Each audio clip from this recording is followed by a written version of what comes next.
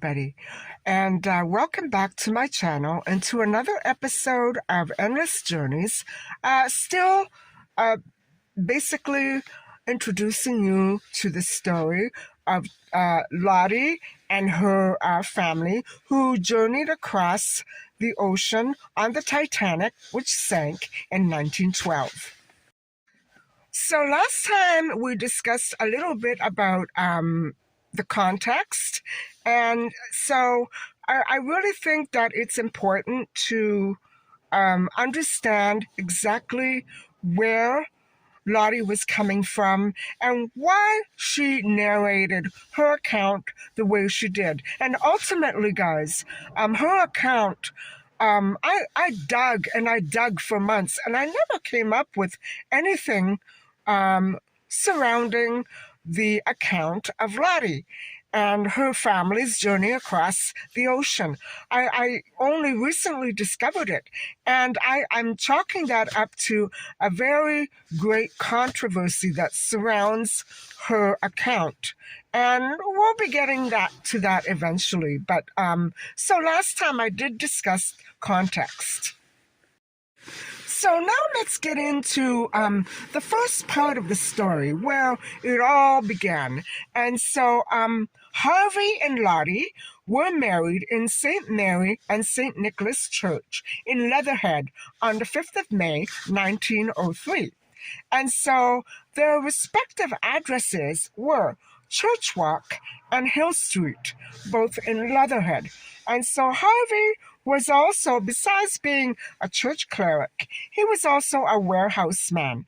And the couple had a daughter in 1904, whom they named Marjorie.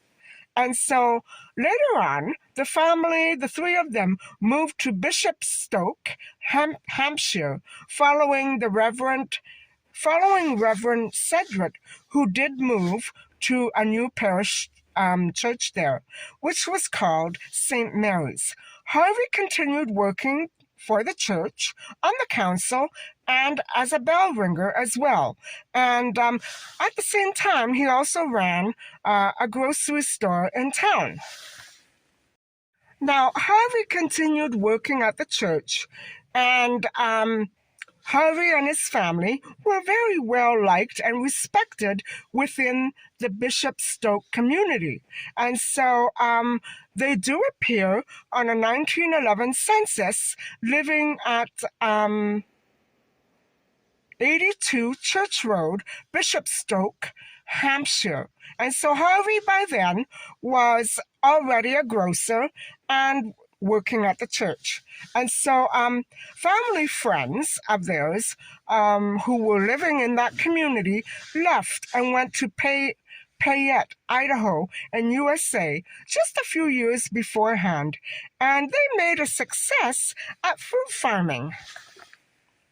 Now, even though at the time that they discovered their friends were a big hit in Idaho, they were not seriously considering a move. However, in the meantime, Lottie developed a health condition that was diagnosed at that time as tuberculosis. And on that note, they both began to worry, and she was having a great deal of problems with her respiratory system, and she couldn't breathe as well as she used to. And so even though I think that probably Bishopstoke would have been had as much pure air as Idaho, they considered the move ultimately in order to improve Lottie's health. So they eventually, Harvey and Lottie did decide to also buy a farm in the very same valley where their American friends had settled. And so, it's funny how these things come about. If it weren't for Lottie's respiratory problems, I don't think there would have ever been a journey across the ocean, but maybe, just maybe, there were other issues at hand as well, like economy. Maybe Bishopstoke, which was, I don't know if you could call it a thriving community, even today. It was a very tiny community and a very old one. Um, I don't know if it was finances that led Harvey to ultimately decide to make a move. So, this is actually how Lottie narrated her account in the newspaper. And so it was, to my understanding, it was a series of articles written for the newspaper to appear on a weekly basis in 1912. And so I hope you enjoy it. I must first tell how we came to leave England. We lived in Bishopstoke, a little village near Southampton, Hampshire. My husband Harvey kept a grocery store. In fact, although he was only 35 years old, he was the principal grocer in the village and well liked by all neighbors. He was a clerk of the parish, by which I mean that he was a member of the church vestry who helped the vicar to keep his accounts, to fill out marriage licenses, birth certificates, and so forth. He was also in charge of our chime of bells, which are more than 100 years old, and are thought to be among the best in England. Some friends had gone a few years before to the Payette Valley in Idaho, USA. They had bought a fruit farm and had made a success of it. They wrote us wonderful accounts of the climate and advised us to join them. We did not think that we would go, but last year my health began to get very poor. My lungs are weak, and in the end we made up our minds to sell our business and to buy a farm in the same valley where our friends had settled. I can never forget that it was for my sake and for the sake of Marjorie, my little daughter, that my dead husband decided to do this. He would have been better off in England. The day before we were to set sail, our neighbors in Bishopstoke made much of us. It seems as though there must have been hundreds who called to bid us farewell, and in the afternoon, members of the church arranged a surprise for my husband. They led him to a seat under an old tree in the church that they knew. It took more than an hour, and he was very pleased, but somehow it made me a little sad. They gave me the solemn old tunes as well as the gay and happy ones, and to me it was too much of a farewell ceremony. Why cannot people help those who are going away to forget that they are leaving behind the things that they hold dear? It is a question that I often ask myself now.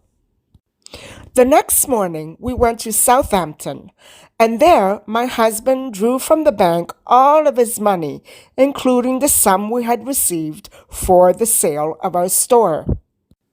It came to several $1,000s in American currency, and he took all of it in bank notes.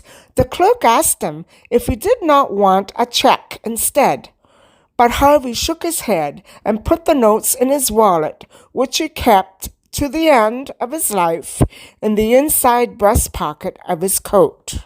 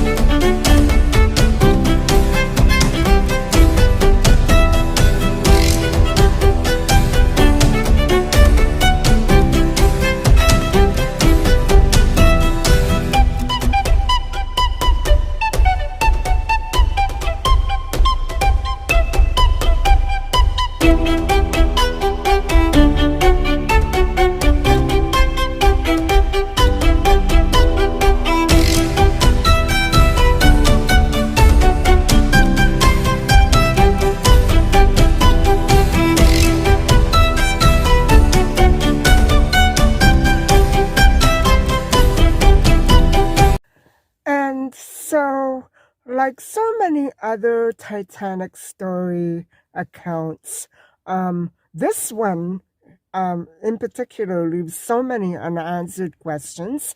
And so, you know, uh, one thing that I wanted to point out and call your attention to is the simple fact that not because it's suspicious in itself, no, that Harvey uh, withdrew his entire account, the funds of his entire account after, he sold the farm. He sold the house, he sold the store, and they sold a good many things and took a good many things with them. But the money that he had left in his account, he withdrew it all, and I guess he closed that account in the UK, and he took cash. He didn't take a money order or a check.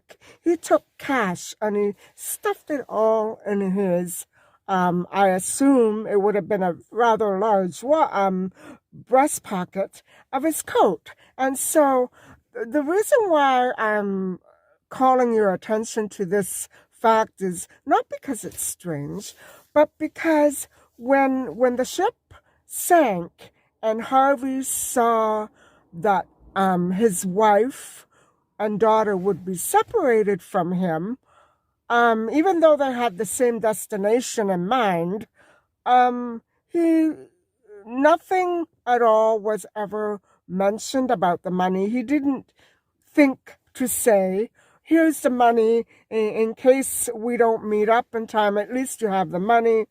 I know it's a petty thing to think of, and this is where Lottie and Pepita are so many worlds apart. Nobody thought of that in this story. Nobody thought of the money in this account. Nobody thought to run back to their suite to grab a few more items or anything like that. Not in the case of Victor and Pepita, or at least that is what was alleged in that story. But we're gonna come back to that in a few more episodes. But so I wanted to call your attention to that. And yeah, it's incredible how Lottie's life, her course of action, and her undue hardship because of that money would have been completely altered had things not just been reversed a bit. But we don't know what the situation actually was like on the Titanic, just as Lottie and Harvey were separating on the deck. So this account, like so many others, very ironically, starts off with a very happy-go-lucky and happily ever after beginning. And actually, it didn't get a happily ever after ending, did it? In fact, Lottie's hardship began not at the Titanic sinking. Yeah, that was part of it. But it actually began as she journeyed her way to the United States, to Idaho, to the new fruit farm, which was purchased by Harvey and Lottie. And that is where her real hardship began. And she never heard from Harvey or saw him again. And so that is it for the first part of Lottie's story. And so we're going to continue next time. But first, a little bit more about Bishopstoke. Bishopstoke is a very small village. And it's been there for centuries, guys. It's always been very prominent in the Middle Ages and the Renaissance. And its civil parish is in the Eastleigh district of Hampshire, England. And so it is recorded initially and archaically as Stoke. as far back as 948 AD. So, wow. That was when King Edred granted land there to another royal personality by the name of Alfred Stoke. And so Stoke later came into the possession of the bishops of Winchester, giving rise to its modern name. And so the village is about a mile east of Eastleigh, the Eastleigh town center, and is on the eastern bank of the River Itchen. It adjoins Fair Oak on the east. Now, to the best of my understanding, Bishopstoke was given by King Edred, who was the grandson of Alfred the Great, to Afric, the gentleman I just discussed.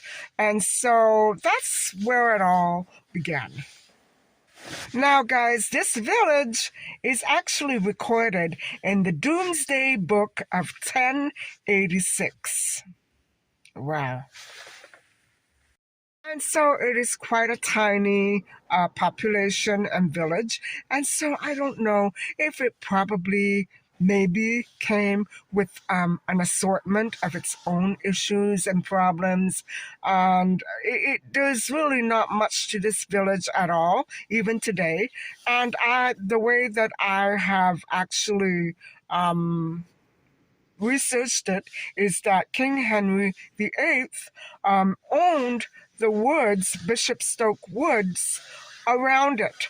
And it was a very big and popular area for hunting back then.